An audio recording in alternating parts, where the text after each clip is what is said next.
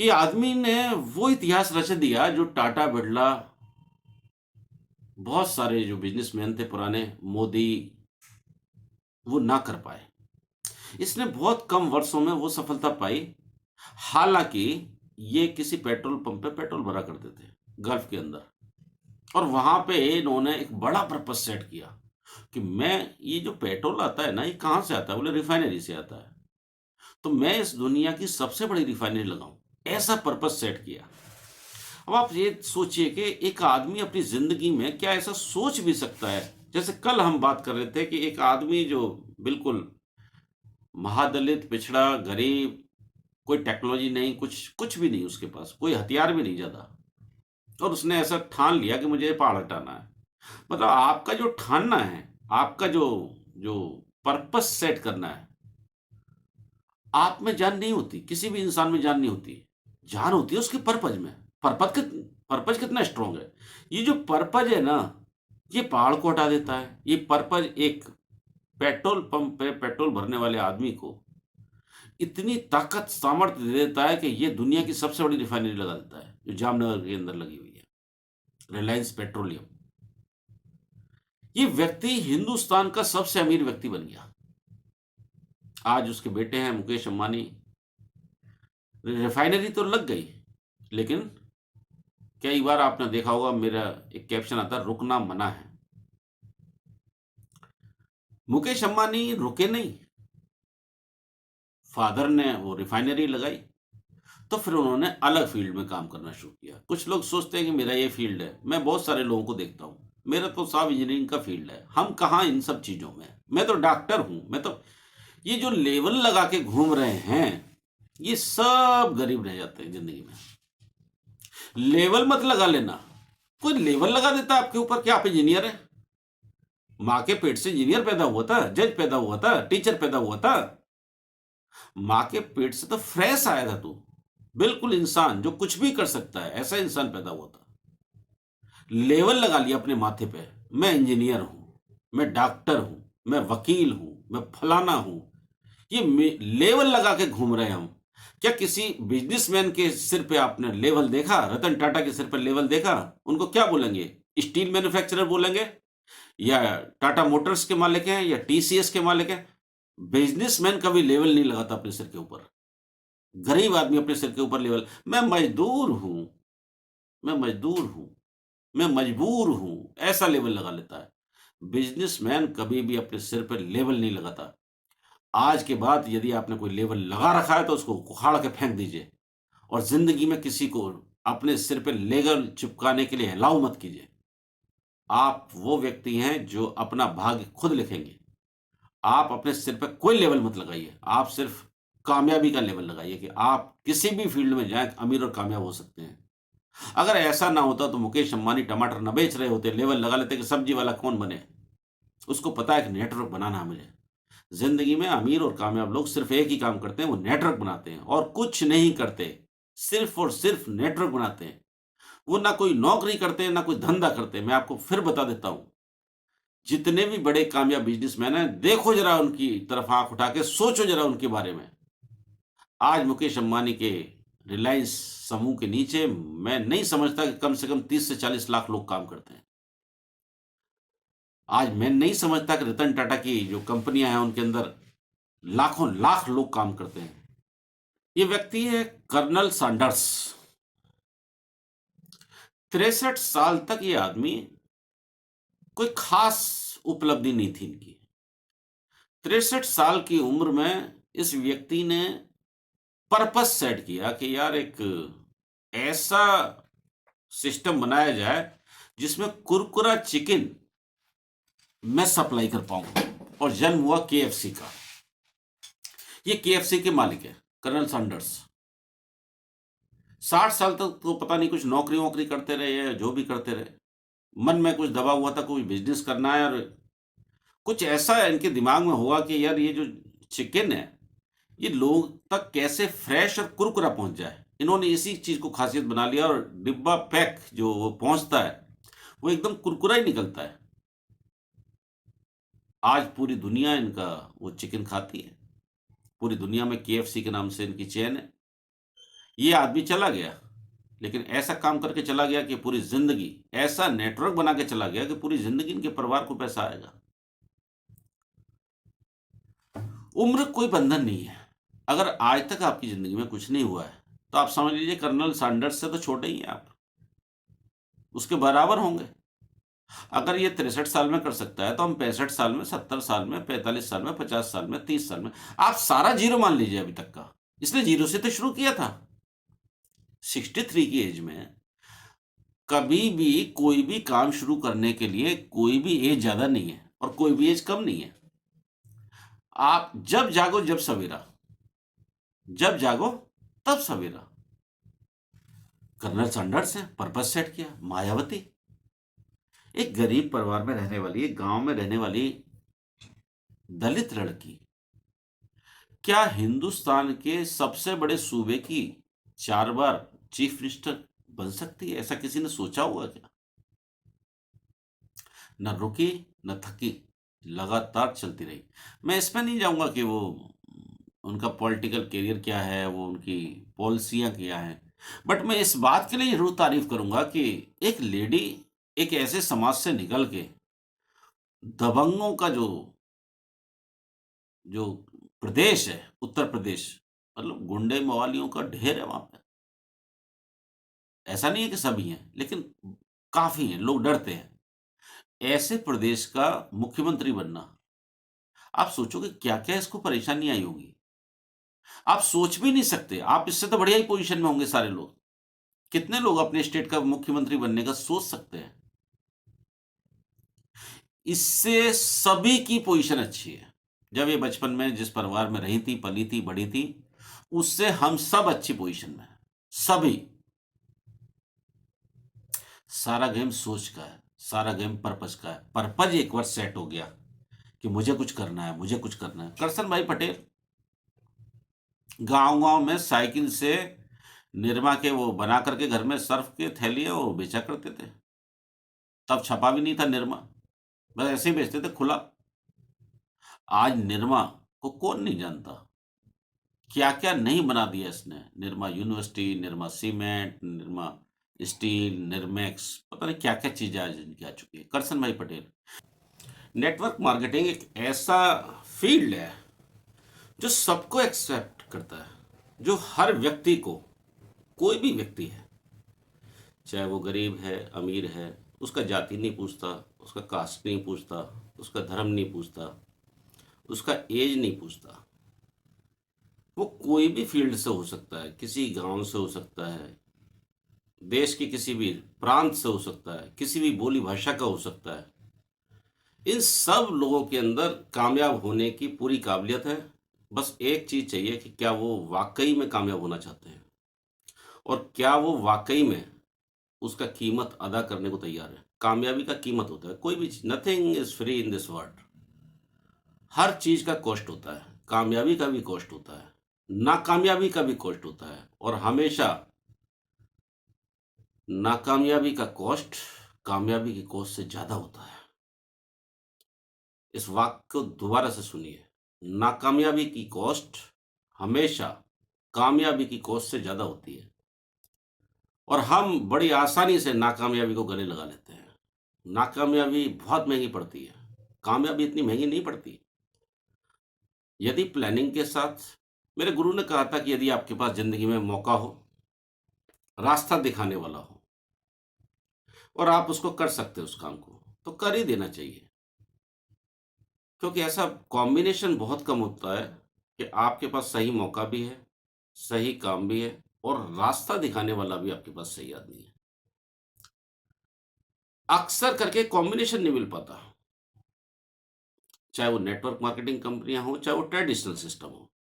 अगर मैं network marketing की बात करूँ तो हमने बताया था कि हम 3 काम इसके अंदर करते हैं, create the network, maintain the network and duplicate the network. ये 3 काम जो है वो हम लगातार करते हैं और ये 3 काम का कॉम्बिनेशन ही कामयाबी का पूरा गणित है। अक्सर लोग एक ही काम करते हैं, खुल जा SIM SIM, create the network, that's all. उनको ये पता ही नहीं है बंद हो जा सिम सिम कब आएगा। उनको ये पता ही नहीं है कि बंद हो जा सिम सिम होता क्या है। वो आगे की 2 लाइनों को जानते नहीं है। उनको बस एक ही चीज़ बताया गया, जॉइनिंग कर, जॉइनिंग कर, जॉइनिंग कर। उसके आगे का नहीं पता, जॉइनिंग कर, उसके बाद क्या कर? चूँकि हम क्रिएट द नेटवर्क कर रहे हैं और हम सिर्फ़ इस आंकड़े में फँसे हुए हैं, हमारा ध्यान इस चीज़ के ऊपर है ही नहीं कि maintain the network and duplicate the network. कैसे लीडर के नीचे लीडर निकल जाए, और ये बिना एजुकेशन के पॉसिबल ही नहीं है। लोग अक्सर इस बिज़नेस में एक भूल कर जाते हैं, वो एजुकेशन का जो पार्ट है उसको मिस कर देते हैं, सोचते हैं एजुकेशन की क्या ज़रूरत है। मुझे याद है जब मैंने पहली बार राहुल जी और राकेश जी को जब जॉइन किया था पिछले नेटवर्क में, तो काफ़ी बहस करते थे वो। क्या करेंगे साहब एजुकेशन में आगे, टाइम ही खराब करेंगे, तब तक तो हम 2-4 प्लान दिखाएँगे तो कुछ जॉइनिंग आएँगी। एजुकेशन में आने से पैसा थोड़ी आता है। अरे बात तो तुम्हारी सही है, एजुकेशन में आने से पैसा नहीं आता, ये मैंने कब कहा एजुकेशन में आने से पैसा आता है?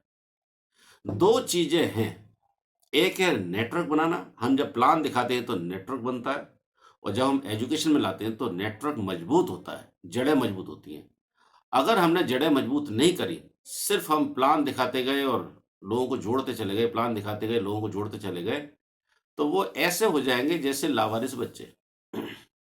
जैसे लावारिस बीज, खेत में अगर बीज डाल दिए जाएँ, ना उनकी कोई सिंचाई की जाए, ना उनमें कोई खाद डाला जाए, ना उनकी कोई रक्षा की जाए, तो कितनी फसल पैदा होगी?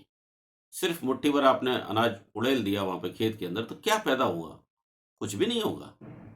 अगर आपने उसकी रक्षा नहीं करी, वो जो गाय, भैंस, जो जंगली पशु या आवारा पशु उसको चर गए खेत को, तो क्या बचेगा? हमें अपने नेटवर्क को इस तरीके से पालना-पोसना पड़ता है, शुरुआत के टाइम में। और ये जो पैसा जो आएगा वो लीडर्स की मैट्रिक्स से आएगा, और लीडर्स कैसे तैयार होगा, वो आप लगातार फोर्स के जो प्रोग्राम्स हैं उनको अटेंड करते रहेंगे तो वो बन जाएँगे। क्योंकि जो समझ आपकी पैदा हो रही है वो समझ धीरे-धीरे उनकी पैदा हो जाएगी। लेकिन अब यहाँ पे कई सारे मुद्दे आ जाते हैं। लोग ये जज करने लग जाते हैं कि किसका एजुकेशन बढ़िया है। एजुकेशन सभी बढ़िया है, सभी लोग सिस्टम के ऊपर ही बात करेंगे। लेकिन आपको अगर ऐसा कर दिया जाए आपके बच्चों को, 1 महीने सेंट जेवियर्स में चला गया, 1 महीने भारतीय विद्यापीठ में चला गया, 1 महीने सरकारी स्कूल में चला गया, 1 महीने जैन पब्लिक स्कूल में चला गया, 1 महीने गायत्री पब्लिक स्कूल में चला गया। 1 साल के बाद आप उस बच्चे से पूछेंगे कितने नंबर आए तेरे? क्या जवाब देगा? कौन-सा कौन-सा जो एग्ज़ाम है वो पास कर पाएगा? मैंने देखा है कि जब हम आईआईटीज़ में तैयारी के लिए कोटा भेजते हैं, तो मैंने किसी माँ-बाप को ये नहीं देखा कि वो एलेंस में भी एडमिशन करा दे बच्चे का, ब्रिलियंट में भी करा दे, रेजोनेंस में भी करा दे, कैरियर में भी करा दे। वो एक चुनता है। आपको भी एजुकेशन सिस्टम कोई एक पकड़ना पड़ेगा। क्योंकि यदि आप भटकेंगे और भटकाएँगे अपनी टीम को, तो वो कहीं नहीं पहुँच पाएगी। आप डिसाइड कर लें एक बार। एक बार डिसाइड कर लें, क्या सही लगता है, क्या आपको अच्छा फ़ील होता है, उसके बाद बस उसको पकड़ लें। फिर उसमें भटकाव पैदा ना करें। जगह-जगह चखना ल लेते फिरें कि यहाँ का भी स्वाद चख लें, तो उसका भी स्वाद चख लें, तो कभी आजकल बहुत सारे वेबिनार होते हैं, कभी किसी में घुस गए, कभी किसी में घुस गए, कभी किसी में घुस गए, कभी किसी में घुस गए। आदमी कन्फ्यूज़ ही आ जाता है। कोई कह रहा है कि ईगल बनो, कोई कहता है कि डायमंड बनो, कोई कहता है क्राउन डायमंड बनो, कोई कहता है फ्रंट लाइन बढ़ाओ खाली। कोई कुछ कह रहा है, कोई कुछ, कोई कह रहा है लीडरशिप रॉयल्टी करो, कोई कुछ कह रहा है कि जल्दी से सिल्वर बनो, कोई कह रहा है जल्दी से सिल्वर बनाओ। आदमी को समझ ही नहीं आता, वो खुद कन्फ्यूज़ हो जाता है कि मैं क्या बनूँ? और सारी बातें सही लगती हैं, मज़ेदार बात ये है, और कोई बात गलत है भी नहीं। लेकिन जब हमारा लक्ष्य एक नहीं होता और जब लक्ष्य भटक रहा होता है, तो आदमी को ना तो खुद को लीडर को समझ में आता है, क्योंकि लीडर कन्फ्यूज़ है तभी तो इधर-उधर घूम रहा है। अगर कन्फ्यूज़ नहीं है तो एक लाइन पे चल पड़ो। मैंने सिंपल सी आपको बात की, ईगल जो थ्योरी है, आप ईगल बनिए, ईगल बनाइए सिंपल। आप लोगों को जॉइन करते रहिए, आप एजुकेशन में लाते रहिए। वेरी सिंपल, सिंपल काम करेंगे। बहुत ज़्यादा पढ़ाई की, बहुत ज़्यादा कड़ाई की, बहुत ज़्यादा लड़ाई की ज़रूरत नहीं है इस बिज़नेस के अंदर। ये बिज़नेस बहुत आसान है, लोग पता नहीं क्यों इसको क्रिटिकल बना लेते हैं। इतना आसान बिज़नेस है, इतना आसान बिज़नेस है, हम इसको बेवज़ह कठिन बना लेते हैं। कल मैंने नेचर ऑफ बिज़नेस की बात की कि ये आपका लिस्ट है, ये हज़ारों लोगों का हो सकता है, जिसका जैसा स्वभाव है वैसे लिस्ट होता है। उस लिस्ट में से कुछ लोग आपके कहने से रेड आईडी कर लेंगे, कुछ लोग नहीं करेंगे। क्या दिक्कत क्या है इसमें? कुछ लोग करेंगे, कुछ लोग नहीं करेंगे। किसी को जबरदस्ती थोड़ी है कि हर आदमी करना ही चाहिए, हर आदमी आना ही चाहिए, हर आदमी ज्वाइन होना ही चाहिए। अब रेड भी कर लिया तो फिर सारे लोग ग्रीन करेंगे? बिल्कुल नहीं करेंगे, कभी नहीं करेंगे, किसी के नहीं करेंगे। तो फिर आपके कैसे करेंगे? तो फिर ये सवाल ही क्यों है कि रेड आईडी हो रही है सर और बहुत कम ग्रीन हो रही है? हाँ, होती है बहुत कम ग्रीन। आपको बिजनेस का नेचर नहीं पता। जो हमारे कष्ट का कारण है वो है बिजनेस का नेचर पता ना होना। ये इस बिजनेस का नेचर है। जब हम सैकड़ों लोगों से बात करते हैं, अच्छा आप एक चीज देखिए कि मार्केट में देखिए, आप मार्केट में क्या सारे लोग हीरो होंडा चला रहे हैं? नहीं। कोई टीवीएस चला रहा है, कोई बजाज की गाड़ी चला रहा है, कोई कोई चला रहा है। तो क्या सारे लोग मारुति चला रहे हैं? नहीं। तो क्या सारे लोग इंजीनियर हैं क्या? नहीं। क्या सारे लोग डॉक्टर हैं? तो क्या सारे लोग सब्जी बेच रहे हैं? तो क्या सारे कोई काम सारे लोग एक साथ नहीं करते भाई। क्या सबके पास एक ही मोबाइल है? तो इसका मतलब दूसरा मोबाइल खराब है। ये मोबाइल अच्छा है, वो मोबाइल खराब है। हम तुलना कर सकते हैं थोड़ी बहुत। हम उसकी कॉस्ट के हिसाब से कर सकते हैं, हम उसके कलर के हिसाब से कर सकते हैं, उस फीचर्स के हिसाब से कर सकते हैं, तुलना की जा सकती है। तो क्या फिर रिलायंस का कनेक्शन अच्छा है या एयरटेल का? ये कोई बात हुई? दोनों से ही सुनने का काम होता है। कहीं रिलायंस के नेटवर्क अच्छे आते होंगे तो कहीं एयरटेल के अच्छे आते होंगे, कहीं वोडाफोन के भी अच्छे आते होंगे। ये कोई तुलना वाली बात ही नहीं रही। तो क्या मतलब रिलायंस का लेना चाहिए या वोडाफोन का लेना चाहिए? अरे भैया देख लो, जो ठीक लग रहा है वो ले लो। जब मेरे पास शुरू से ही एयरटेल का कनेक्शन था, फिर ये जियो आया तो मैंने जियो का ले लिया कि ट्राई करते हैं, फ्री दे रहा है 6 महीने। हमने 6 महीने खूब एंजॉय किया उसको, फिर वो आगे भी थोड़ा बढ़ा, फिर उसने धीरे धीरे पैसे भी बढ़ाए। अब वही चल रहा है, आप कुछ और देखते भी नहीं है। जैसा भी चल रहा है सब ठीक चल रहा है, आ ही जाते हैं नेटवर्क कहीं ना कहीं। नेचर समझना बहुत जरूरी है। नेचर बिजनेस का क्या है, अगर ये नेचर अगर आप पकड़ लिए, और ये जो ग्रीन आईडी हैं इनको हम पकड़ के एजुकेशन में डालते हैं, उड़ान है, शुभंकर है, और आपका प्लान है। मैंने ज़्यादा एजुकेशन का सिस्टम भी नहीं रखा क्योंकि मुझे पता है कि एक्सेस कोई भी चीज़ नुकसान कर सकती है। पैरासीटामोल की एक टैबलेट से बुखार उतारा जा सकता है, लेकिन 10 टैबलेट दे दी जाए एक ही टाइम में तो उसकी मृत्यु भी हो सकती है उससे। मैं बिल्कुल बैलेंस रखता हूँ, एजुकेशन ना तो कम होने देता हूँ आपके बीच में और ना उसको बहुत ज़्यादा बढ़ाने की कोशिश करता हूँ। मैं एक बैलेंस जो स्ट्रेटेजी है उसके ऊपर काम करता हूँ। ना बहुत ज़्यादा हो, ना बहुत कम हो। सुबह भी आप देखते हैं कि मैं सिर्फ मुश्किल से 20-30 मिनट ही आपसे बात करता हूँ, शुभांकर के अंदर। प्रदीप जी भी 30 से 40 मिनट आपसे प्लान में बात करते हैं। और ये जो उड़ान है ये हम महीने में एक बार करते हैं। अगर देखा जाए तो महीने में 7 दिन, डेढ़ डेढ़ घंटे हम लोग बैठते हैं। टोटल 10.5 घंटे हम लोग, 10.5, 11 मान लो, 12 मान लो, टोटल 12 घंटे एक महीने के अंदर। अगर मैं सुबह के शुभांकर को जोड़ूं तो 15 घंटे वो हो गए, 12 और 15 27, और शाम के आधा घंटे जोड़ लें, 27 और 15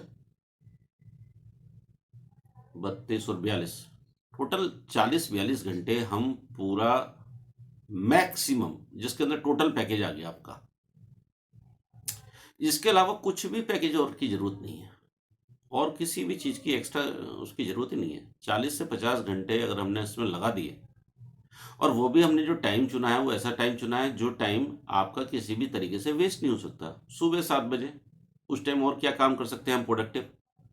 फिर शाम को 7 बजे जब आप ऑफिस से या अपने काम से घर आ जाते हैं, यदि आप शॉप के ऊपर बैठते हैं तो वहाँ बैठे बैठे भी सुन सकते हैं। उड़ान भी हमने 8:30 के बाद रखा कि आप पूरे दिन की दिनचर्या करके जब आ जाए, इस प्रोसेसर से निकालते हैं। ये प्रोसेसर भट्टी है, इस भट्टी में से तब के कुछ निकलते हैं, जैसे कुम्हार डालता है, मैंने कल भी आपसे बात की। तो कुछ काले पड़ जाते हैं, कुछ पीले पड़ जाते हैं, कुछ चटक जाते हैं, कुछ पटक जाते हैं, कुछ टूट जाते हैं, कुछ पक्के बाहर निकल आते हैं। जब पक्के बाहर निकलता है घड़ा, तो फिर क्या करते हैं हम लोग, उसको टनाटन बजा करके देखते हैं बज रहा है कि नहीं सही। और जब हमें ये संतोष हो जाता है कि ये घड़ा सही है, उसको हम फिर संभाल के रखते हैं। हमें यहाँ भी यही करना है। एजुकेशन की भट्टी से निकलने के बाद जरा बजा के देख लो उसको, कहीं चटक तो नहीं गया। चटक गया तो बेकार है फिर। और उसके बाद निर्माण होता है डायमंड का। मैं हमेशा बोलता हूँ 6 महीने इसके अंदर आईसीयू पीरियड है। आप किसी को भी पक्का घड़ा ना समझें जब तक 6 महीने इस बिज़नेस के अंदर ना हो जाएँ। क्योंकि इस 6 महीने के अंदर वो इतना कच्चा होता है कि उसकी ज़रा-ज़रा सी बात पे टूटने की संभावना होती है। मार्केट में किसी ने कुछ कह दिया, वो चटक गया।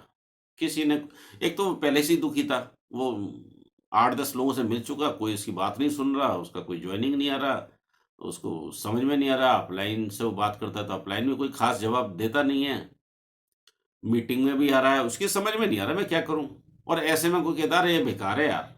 बस उसको मौका मिल जाता, वो उस फंदे से छूट जाता है। वो तो चाह ही रहा था, वो तो तैयार ही बैठा था। वो ऐसा समझो जैसे पेड़ पे कोई पत्ता टूटने को तैयार ही हो और ज़रा सी हवा आई और वो टूट गया। ये तैयार ही बैठा होता है। प्रदीप जी, आवाज़ कुछ आ रही है।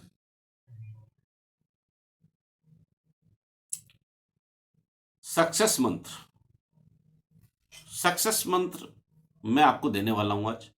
सबसे पहला है लिस्ट बनाना, दूसरा है इन्विटेशन, तीसरा है प्लान, चौथा है क्लोजिंग और पाँचवां है फॉलो। ये 5 ही काम करते हैं हम नेटवर्क में। ये काम करने से अपने को पैसा आता है। ये है हमारा कर्म और दूसरा है हमारा धर्म। Learn, do, teach, help and duplicate. हम ये 2 चक्रों पे काम करते हैं। एक चक्र से पैसा आता है, दूसरे चक्र से अपने को स्टेबिलिटी मिलती है बिज़नेस को। हम इस बिज़नेस में सीखते हैं, क्या सीखते हैं? लिस्ट कैसे बनाना है सीखना है, इन्वेट कैसे करना है सीखना है, प्लान कैसे देना है सीखना है, क्लोजिंग कैसे करनी है सीखना है, फॉलो अप कैसे करना है, ये सीखना है। देन डू, सेकंड स्टेज है डू। क्या डू करना है? लिस्ट बनाना है, इनवाइट करना है, प्लान दिखाना है, क्लोजिंग करनी है, फॉलो अप करना है। देन टीच, क्या टीच करना है, क्या सिखाना है। यदि आपने सीखा और किया तो उसके बाद आप पक्के हो जाते हैं, आपको समझ में आ जाता है कि कैसे मुझे सिखाना है, क्योंकि आपने अब करके देख लिया, प्रैक्टिकल करके देख लिया। इसीलिए हमने यहाँ पे ट्रेनिंग रखा है, 7 दिन थ्योरी के बाद आपको 7 दिन प्रैक्टिकल भी रखा है। और उस प्रैक्टिकल की आदत आपको आज से ही डलवा दी कि भैया सुबह शुभांकर और शाम को 7 बजे के प्लान में होना ज़रूरी है। ये इस मीटिंग का, इस ट्रेनिंग का पार्ट है। 7 दिन के बाद जब थ्योरेटिकल क्लास खत्म हो जाएगी तो उसके बाद 7 दिन आपको शुभांकर और ये इसमें लगातार आना है। जो लोग रियली सीरियसली इस बिजनेस में होंगे वो ये सारे काम करेंगे। बाकी बहुत सारे लोगों को जरूरत नहीं है और मैं चाहता भी नहीं, और ऐसा हो ही नहीं सकता कि सारे लोग करोड़पति बन जाएं, क्योंकि सारे लोग करोड़पति बन गए तो बहुत मुश्किल हो जाती है। और ये लोग ये काम क्यों नहीं करते और इस बिजनेस में क्यों नहीं कामयाब होते, इसके पीछे जो सबसे बड़ा कारण है वो है पर्पस। इस बिजनेस का जो सबसे बड़ा फ्यूल है, जो सबसे बड़ा जो ईंधन है, वो है पर्पस। जिंदगी में मैं ये मानता हूं कि 99.99% लोगों के पास पर्पस ही नहीं होता। और पर्पस मतलब होता भी है तो बहुत छोटा सा होता है। 2 वक्त की रोटी मिल जाए, 2 कमरे का मकान बन जाए, एक 2 पहिए की गाड़ी हो जाए, बस ये जुगाड़ हो जाए, मतलब छोटा पर्पस होता है। छोटा पर्पस जो होता है उसके अंदर किसी क्रांति की संभावना नहीं होती। छोटे पर्पस के अंदर कभी भी क्रांति नहीं होती। जब हम कोई बड़ा उद्देश्य ले लेते हैं, जब हम अपनी जिंदगी में कुछ बड़ा ठान लेते हैं, तब क्रांति घटित होती है। मुझे पूजा करनी है, भगवान के सामने घंटी घुमानी है, ये कोई पर्पस हुआ। मुझे भगवान का दर्शन करना है, मुझे ऐसी घनघोर तपस्या करनी है कि उसको आना ही पड़े, ये हुआ पर्पस, ये हुआ स्ट्रांग पर्पस। अगर आपने ठान लिया तो फिर हमने सुना भी है कि भगवान दर्शन देते हैं, वरना तो कई सुनी बातें हैं, कह देते हैं कि भगवान है या नहीं है, बस इसी पे चलता रहता है। लोग मान ही लेते हैं। ये मानने की बात नहीं है, जानने की बात है। और अगर आप एक बार ठान लेते हैं तो फिर पहाड़ को भी रास्ता देना पड़ता है। कल हमने दशरथ मांझी की कहानी समझी थी, आज भी मैं उस टॉपिक को लेने वाला हूँ, क्योंकि वो मेरा सबसे प्रिय टॉपिक बनता चला जा रहा है।